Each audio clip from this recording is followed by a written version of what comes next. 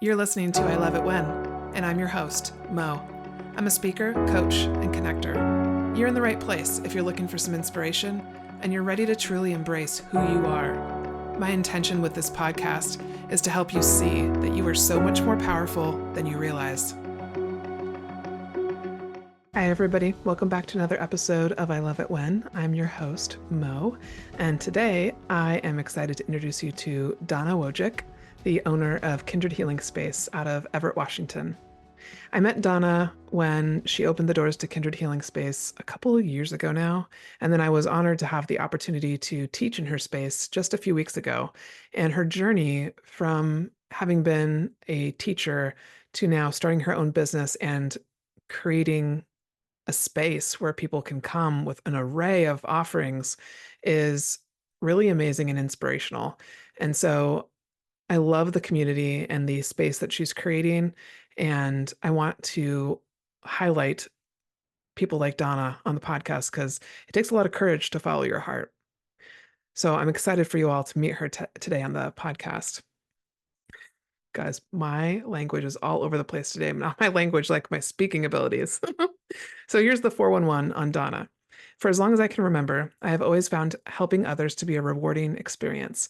Early on, I felt the desire to be of service to others and discovered a joy, love, and ability to work with children. It was only natural to choose teaching as my lifelong career. I was a school teacher for 15 plus years. Then, in the middle of life as a school teacher and married with 2 teenagers, I experienced a spiritual awakening. I realized I was denying a part of myself that had been repressing since childhood, as well as the understanding that I had a lot of healing to do. Early on in my awakening, I was drawn to working with energy and felt an additional calling to assist in the healing of others. I made the decision to resign from teaching to pursue my healing practice full time and to eventually expand my private practice into Kindred Healing Space. My goal with Kindred Healing Space is to create a healing and supportive community. I am a Reiki master teacher, oracle card reader, intuitive, sound bath practitioner, and owner of Kindred Healing Space. So today on the podcast, we talk about her journey before starting the studio, what her spiritual awakening entailed, and some of the experiences that she was having that led to her first Reiki session, a few of the biggest lessons she's had since she started Kindred, the amazing array of offerings that they have at Kindred, and then the nonprofit that she's currently working on starting with a friend that will bring scholarship opportunities for people of color and the LGBTQ plus community. So here we go. Hey, everybody. Welcome back to another episode of I Love It When. I'm really excited today to introduce you to Donna Wojcik. She's the owner of Kindred Healing Space. Did I pronounce your last name correctly? I have to ask you. Wojcik. Yeah. Wojcik. Okay, I'm sure good. that's I always not like to the ask. proper way, really. If I'm married into it, so. Yes. Okay. Thank you. Thank you so much for being here today. Can you just start off by sharing a little bit about who you are and what you do? Yeah, well, like you mentioned, I'm the owner of Kindred Healing Space, which is an alternative wellness center here in downtown Everett. I'm also a Reiki practitioner, teacher, Reiki master teacher, an intuitive. So that's what I do for my private practice. I'm a former school teacher, and I'm also a wife and the mother of 2 kids, a 20-year-old and a 16-year-old. Wow. Yeah. I love it. Amazing. Now, sometimes like you and I have talked about how I have some questions lined up to ask you today, Mhm. but then sometimes random questions will come in for me. And I recognize that I saw this on your Instagram profile. I love that you call Kindred Healing Space an alternative healing space.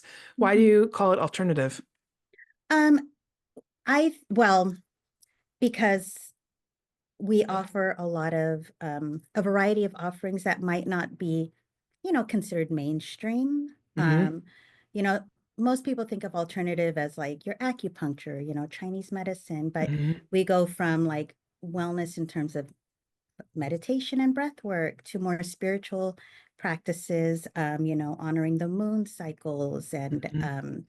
you know, having people do some release work. And so when I say alternative, it's for some it's like really alternative, Yes. um, but I feel like it's a space that that people need, who are Hmm. looking for it. So, That's one of the reasons I was excited to interview you. mhm. And as I've been following Kindred and kind of watching all the different things that you offer, there is such a variety that like I could see so many different people being pulled for different reasons. And I love that about the space that you've created. So what did you do though before you started the studio? How did you get to this place? Well, like I mentioned in my intro, I was a school teacher. Um, I'm from San Diego, so before I moved here, I was a middle school teacher, and then Okay. when we moved here, I subbed, but I was a third grade teacher for many years before I decided to resign. First, to focus full time on my private practice, which is the Reiki, the card readings, give Hmm. more of my day to that because I was doing them in the evenings after teaching and on the weekends. Okay. And then eventually I've always had kind of an idea of a bigger community where it wasn't just about me. And so um, when I resigned, I was able to begin really planning Kindred Healing Space. So my heart is still in teaching. And I still sub at the school I taught at, and I tutor a few nights a week. So that will always be a part of me. But I kind of got led into a different direction and path. What were some of the signs or things that happened for you to lead you into being a Reiki master and having the studio?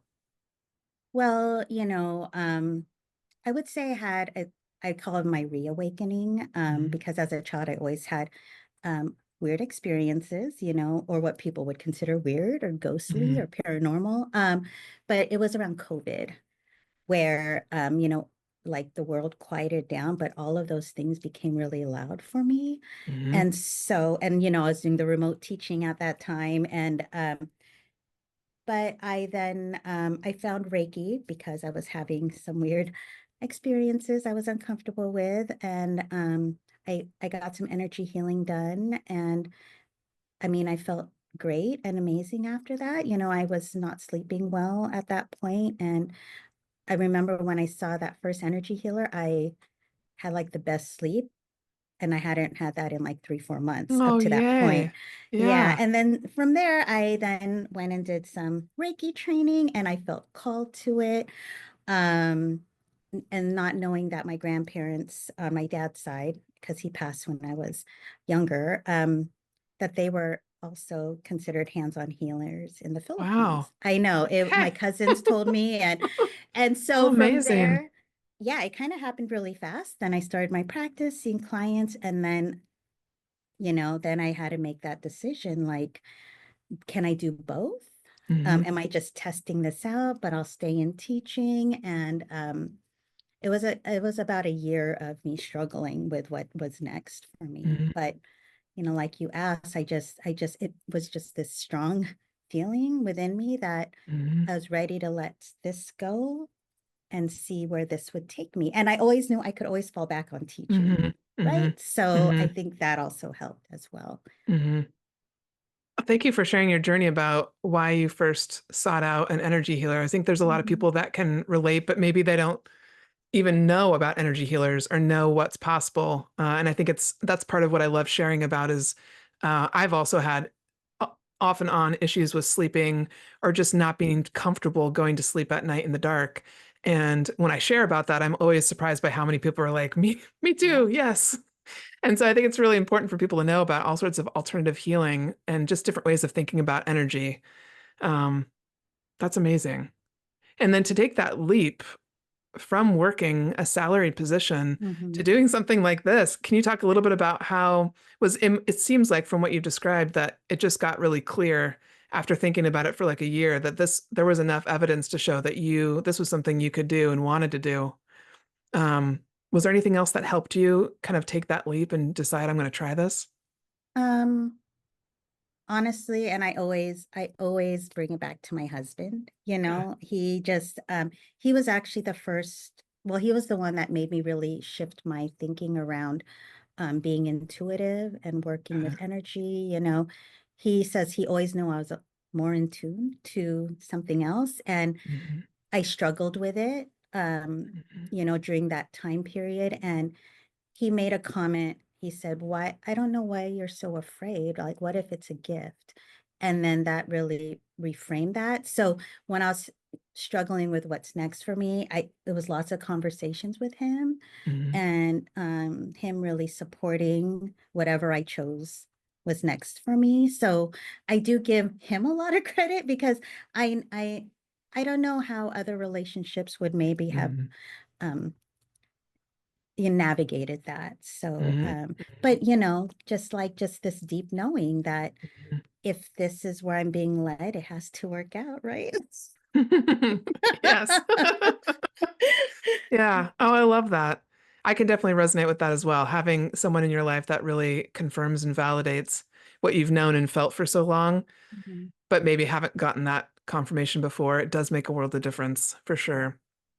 Can you talk a little bit about what this reawakening was for you when COVID hit, what that experience was like?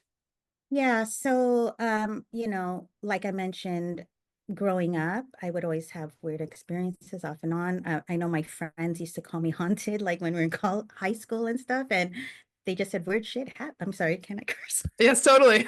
Okay. They're just like weird shit happens when you're around, right? And so around COVID, um, I just I started having I felt like the house we lived in for many years was haunted all of a Mhm. sudden, at least to me. So Mhm. I was like at night in bed getting touched, and it wasn't my husband. Mhm. And it was like nightly, where I don't think I've ever shared this before, but I would put pillows down my side Yes. because I was afraid. And then I would wake up to whispering. I would see Mhm. shadows. And then, I appreciate what you said about the dark. I Mhm. used to be afraid of the dark. Mhm. Throughout my life, I'd have night lights everywhere. I'd walk down the hall with my eyes closed, before I Yes. got to the light switch, all of that Absolutely done stuff. that. Yes. Yes. Yes. So so I started exploring like protection or Mhm. clearing. Like that was stuff I wasn't really familiar with. Mhm. Um, so I started off with like these salt bowls. I did a Mhm. Google search and I put it out, and things seemed to calm for about 2 weeks. Okay. And then I'd have to redo it. And my family didn't know, right? They're just like, what is all this stuff? What is this? Mom, did you put salt in my windowsill? Like, but I wasn't That's yet. so awesome though that you saw an Yeah. impact like immediately for 2 weeks. Yeah. And then so that's kind of I felt like I was going a little crazy, right? Mhm. But it Mhm. was when my teacher posted her Reiki 1 class. She's a friend of a friend. So but underneath it said energetic protection. So it wasn't even Reiki that I was, it was Yeah. that energetic protection. And then from there, like exploring, intuitive abilities and how am I picking up information? What is happening to me? Mhm. But also and honoring that this is just my whole life I've had, and Mhm. I've kind of just suppressed it out of fear, you know? Mhm. Mhm. Oh, Yeah. thank you so much for sharing all of that. Those are literally some of my favorite stories to hear about because I can so relate to everything you said. Yeah. I don't think I've shared about this particular incident on the podcast, but it's just been once, no, probably not once, it's probably been a couple times where I've been almost asleep and I feel my arm is touched or like my foot Mhm. or something like that. And you do think you're just like, oh my gosh, nobody's here, Margaret. It was like back when I was living by myself, there's nobody that could have touched you. That must have just been in your head. And but at the same time, you just know that there's something else, and it really can be so disrupting to your Mhm. life when you're not sleeping because sleep is so key. Yes. Um, so I love talking about these things because I think when we bring it out into the open and we can share resources and things like that, then people don't feel so alone about it. Yeah. Yeah, Like feeling crazy when really you're not, not And crazy at all. no, Yes, yeah. I love that. Amazing. Okay. Um, hmm. So you've talked a little bit about how you made that leap from teaching into pursuing healing for full time. What made you decide to create Kindred after just having because I know you had mentioned to me before you had your own studio in downtown Everett for a while, but what made you kind of want to jump in and create a place for community? Well, I think it happened pretty early on, especially once I decided I'll resign from teaching And part of the reason I decided that was because I wanted to create a bigger community. And, I think, for those of us, including you, who have these things you want to offer that might Mm-hmm. not, be mainstream, it was hard for me to find a space, right? Mm-hmm. So my first intention was creating a space for other practitioners to have a home that is more tailored towards, what we're all doing here. Mm-hmm. Um, but then I think it's being a teacher, just cultivating community.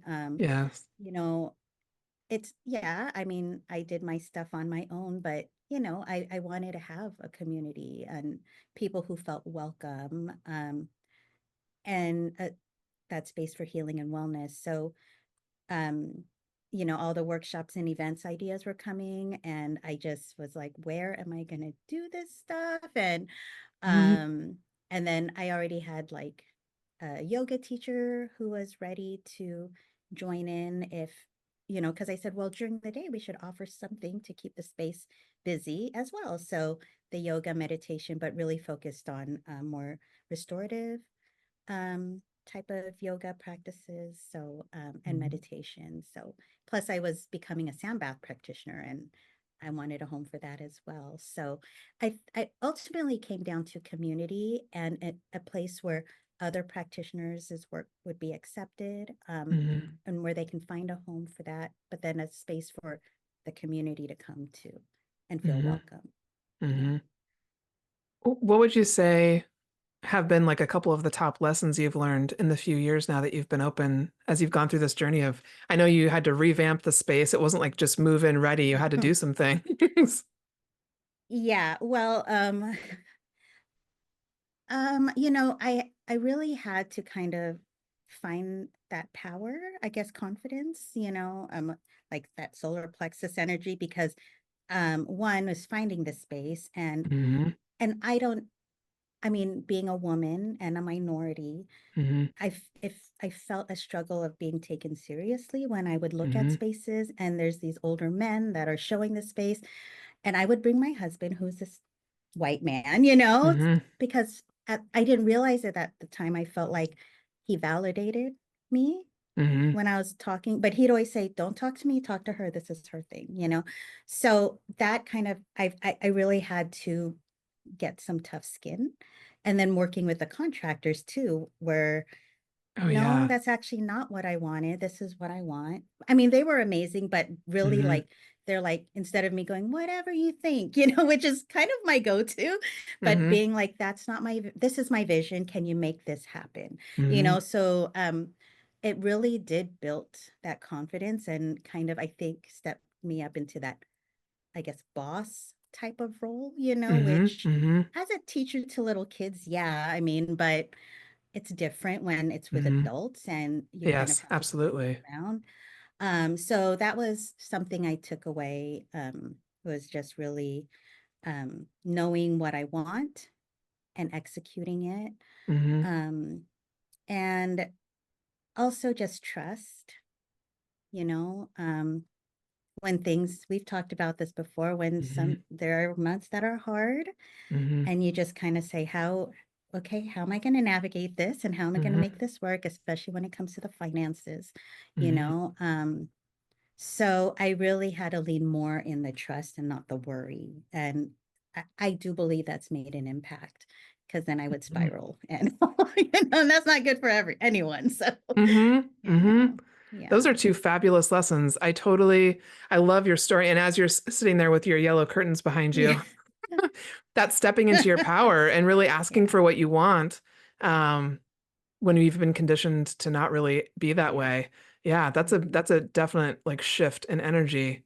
I can sense that as you went through that journey. Yeah. That's huge. Yeah. Moving out of people pleasing was really big for Mm-hmm. me too. Mm-hmm. So yeah, I learned a lot about myself and what I'm capable of. Yeah, I think I definitely resonate with that for myself too. There's until I tried a bunch of different things, including just starting a business, I had no idea what I could actually do. And then you Yeah. start to realize like a lot of it is just, I just don't know what the steps are. And once I know the steps, I'll take them and I might Yeah. not make all of, I probably won't do all of them correctly or the right way the first time, but it doesn't matter. You just keep going and things slide into place. Yeah. Yeah. And I would say, and I tell this to a lot of my teacher friends, that the skills we learn as teachers are so transferable. Oh my gosh. Yeah. Like we do, I mean, I don't think many people know exactly what teachers do on a daily basis. And so Mm-mm. like from organization to your communication skills to Hmm. design, Hmm. website development, like all of that are skills I took from teaching, Hmm. Hmm. So many things. Yeah. So many things that teachers do. I have met a lot of, well, my mom's family is full of teachers. Hmm. And so I always thought I would teach in some way. But you really are like a small business owner when you're a teacher in so many ways. It is true. Except we do have a boss. Yes.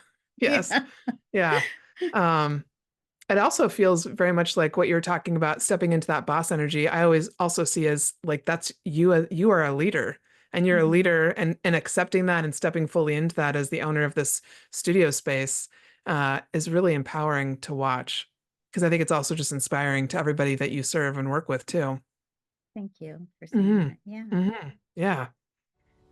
I wanted to take a moment to share about this upcoming retreat I have in downtown Everett, Washington at Kindred Healing Space.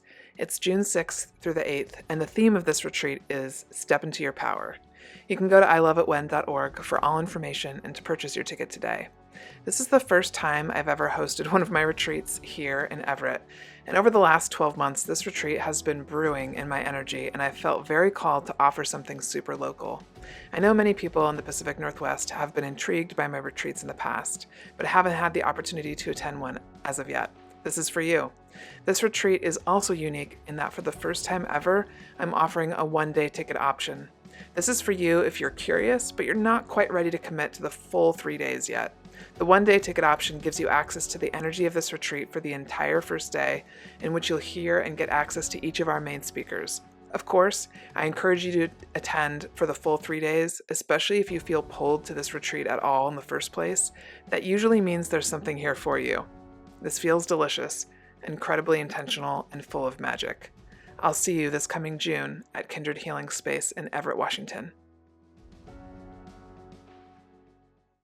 So for those that are listening and live in the Pacific Northwest, um, what does your studio offer? Can you talk a little bit about the different offerings and Yeah. what people might want to check out? Yeah. So first we have private offerings. So I have quite a few, about 8 private practitioners here, and they run their own business. Anywhere from massage, Samantha does her Ayurvedic yoga stuff, and other spiritual practitioners, coaching. Um, what else is I have Mayum, our spiritual medium here. And so you would, if you went to the website under private offerings, all their websites are linked there. And then we have our regular studio schedule, which runs like a yoga studio, I guess. So, Mhm. we offer yoga, meditations. My sound baths are weekly and they're included as part of the regular schedule. So, for example, if you have a class pass, 5 or 10 or membership, all of those are included in that. And then we have our workshops and events.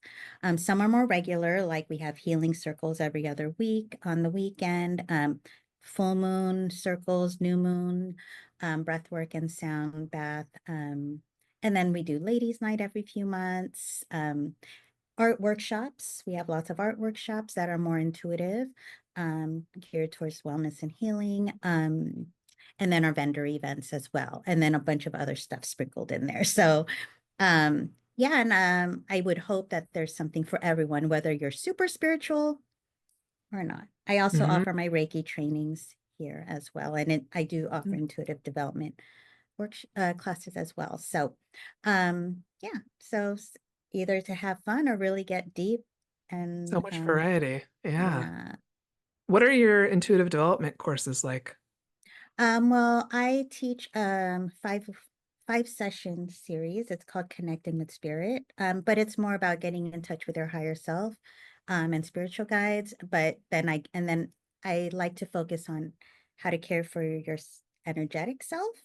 Mhm. how to understand your intuition and what that might look like. And then we go into divination tools such as the crystal pendulum, auto writing, an intro to kind of cards, if you're not Mhm. sure how to work with that. But everything is about the safe practices of that. And my example is always like, it's not like the Ouija board when we were kids and you're like, who's here? And you just invite anything. Yeah. So it's more about, okay, how can we be intentional in using spiritual tools, So that's kind of how that goes. I love it. For somebody who's listening and they're like, I have no idea what to do first.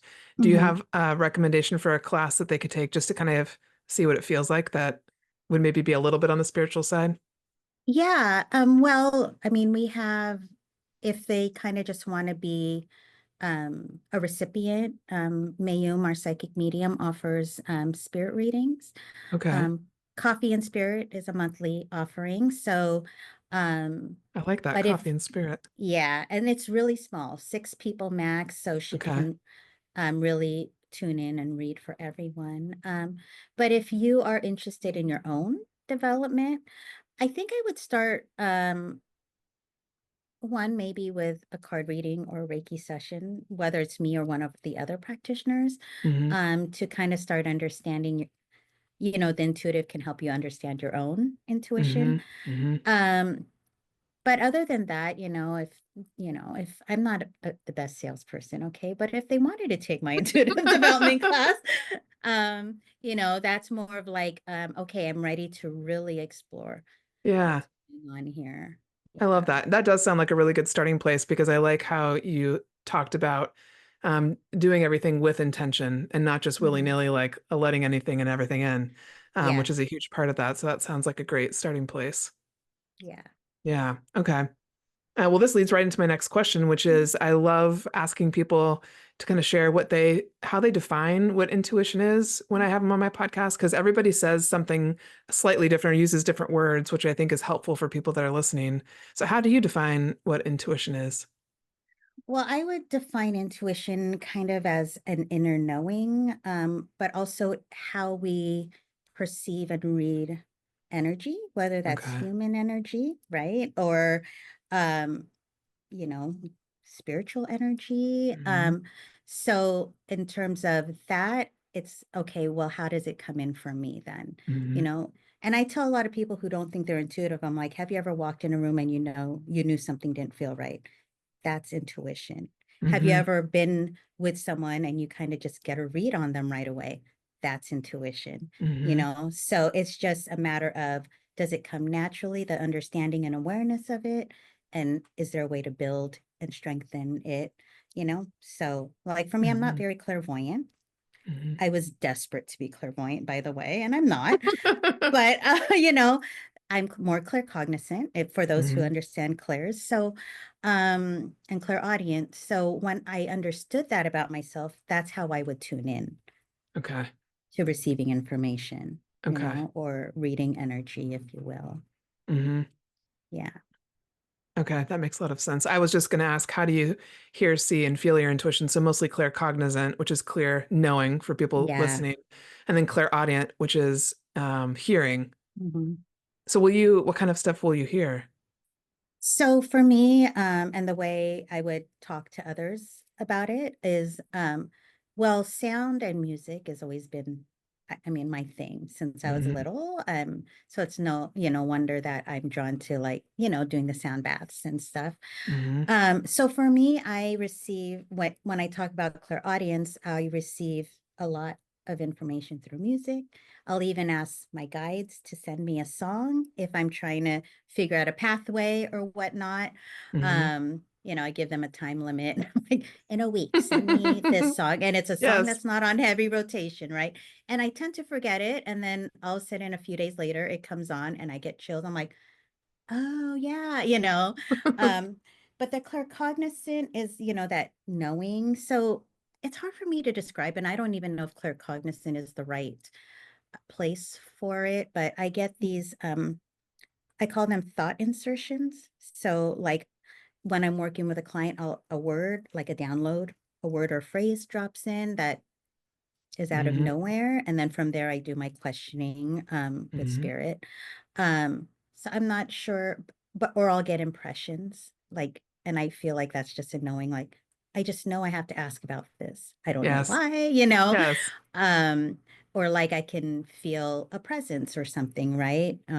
Or I just know there's something else here and I can't really describe how I know that. So Mm-hmm. Mm-hmm. that's kind of how my work happens when I work with others or myself. Okay. Yeah. I love that. Can you talk a little bit about how you use your intuition in your business, or like how if you're wondering how something's going to happen, or even what decision to make next with something happening in your business, do you have a process that you use for uh I guess tapping into your inner knowings or your intuition to make that decision? Yeah. I'm asking spirit almost all day. If it's for myself, with clients, Hmm. it's more of that like download. Occasionally I'll get that like on the road, right? Then all of a sudden an idea pops in and I'm like, Yeah. oh, is that something I have to do? Who can help me or who can do that for us? Um, but I used to be so much better. Okay. But I used to sit and do auto writing. Like Okay. I need some guidance over this, and then I would but otherwise, I do, like pendulum work, Hmm. like yes and no's, for guidance. I think that's probably, I use my body for yes and no's. So all day, like if I need to know about something, I'm just asking spirit or my Hmm. guides. So so like when I was finding space, for example, Hmm. I would, ask, should I move forward with this space? Is for the greatest and highest good of Kindred Healing Space. Should we move forward with this space? And I'd get a yes or no. For this building, I did the send me this song if this is the space that's going to be Okay. it. And it was Girls Just Want to Have Fun. It's kind of my song with spirit. And so that song came on. I'm like, all right, I guess let's go. So but yeah, I'm sure your abilities also kind of also work in tandem. Hmm. Hmm. So, but I so nowadays it's more of like just asking yes and no's or pulling cards for myself as Hmm. well. Hmm. I Yeah. love talking about that aspect of how your intuition plays into your business and what you do. Because again, Hmm. I think it's such a different way of doing business than what we've been conditioned to see or believe or watch other people do. Um, Very much more masculine focused, where this is more Yeah. feminine and much more about the flow.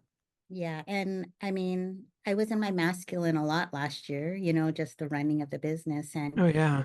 I was starting to feel really disconnected, to be honest. So I finally pulled some cards and ultimately spirit was just like, don't forget why you started this, Mm-hmm. because I was now just kind of like a machine at that point. Mm-hmm. Um, and so I started leaning more back into that, you know, just let some of this shit go and Mm-hmm. things will work out the way they're meant to.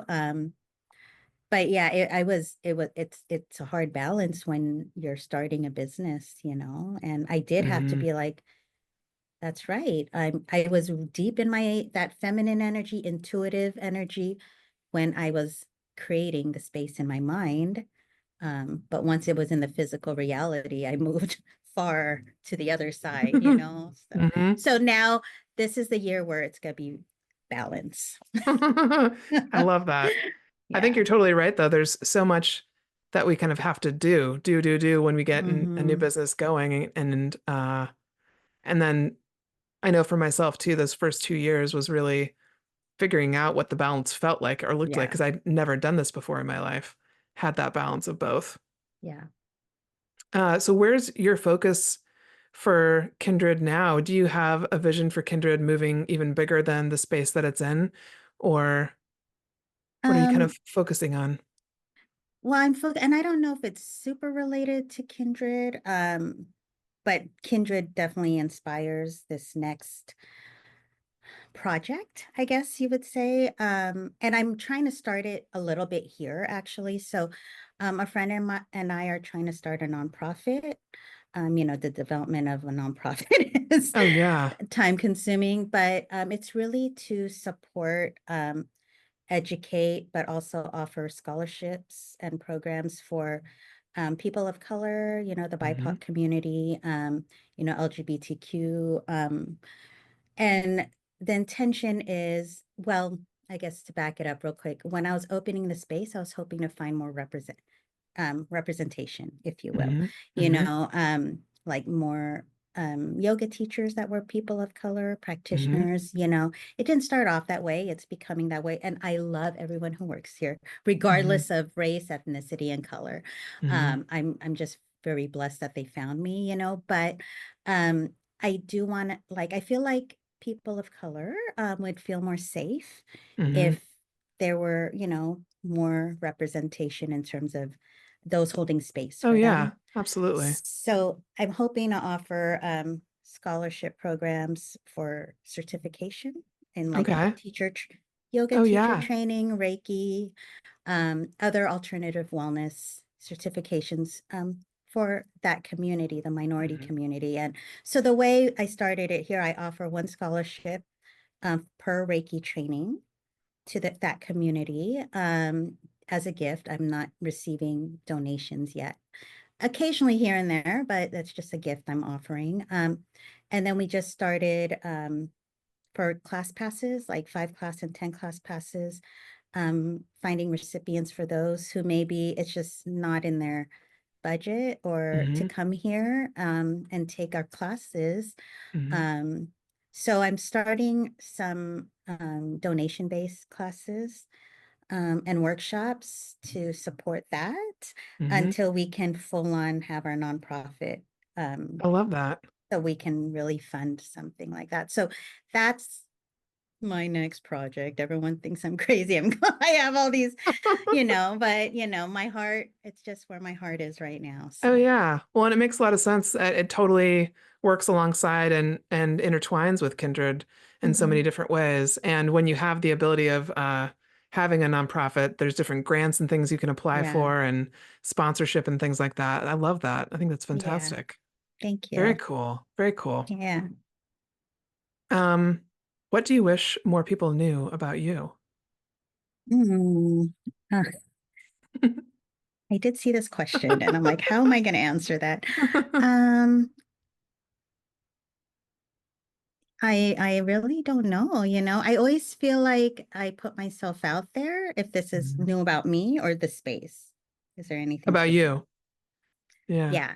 I've had this conversation with people where I'm like, I feel like I'm just who I am. It is what you get, but there a lot of people say actually that I'm very layered, I guess, that, I would agree. There's lots of different pieces to you. Yeah. yeah. So, but yeah, I guess I'm a master at code. Is it code switching where, you kind of can, Oh. so I know how to be in certain situations and with certain people. And, but I don't know, honestly, like I feel like I put it all out there, but maybe I don't. Well, I love what you shared today about just even more of your experiences Yeah. uh, prior to having your first Reiki experience, where you were like Yeah. experiencing things at night in the dark. And those are things that are often not talked about very often. Yeah.